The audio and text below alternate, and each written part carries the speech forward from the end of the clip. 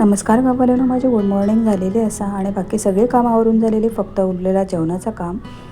तर मग हे गेलेले सकाळी गावात, तर ह्याने ताजे ताजे कोलंबे पकडून आणलेल्याने. तर एवढे कोलंबे भेटलेले, एवढे म्हणजे अजून थोडे होते, पण ते घराकडे ठेवल्याने.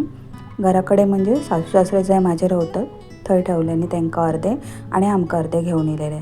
आणि मग मी त्याच्यात टाकूसाठी दोडके आणि बटाटो कापले. तर म्हटलं आज काय वला वाटप नाही घालत, सुक्या खोबऱ्याचा करपवलेला तर आज घालून मस्तपैकी कोलंबीचा करते. तर मग एकीकडे कांदो फोडणीत टाकलेले, आलं लसूण मिरची पेस्ट वाटून घेतलेलं आहे. आणि मग हे बटाटो आणि जे दोडके होतात ते आपण टाकून दिले. त्याच्यामध्ये हळद, आपलं लाल तिखट आणि धनापूड ह्या फोडणीत घातलेल्या. आणि मग कोलंबे आणि दोडके आणि बटाटा जो कापलेला होता तो आपण टाकला.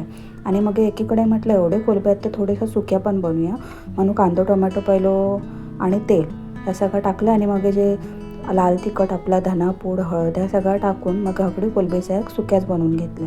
आणि मग मी दुपारी जेवत बसले. बाकी लोकांच्या बोलण्याकडे काय लक्ष देऊ नको, तुमका जर बरं वाटत तर करा बेटा. उद्याच्या व्हिडिओ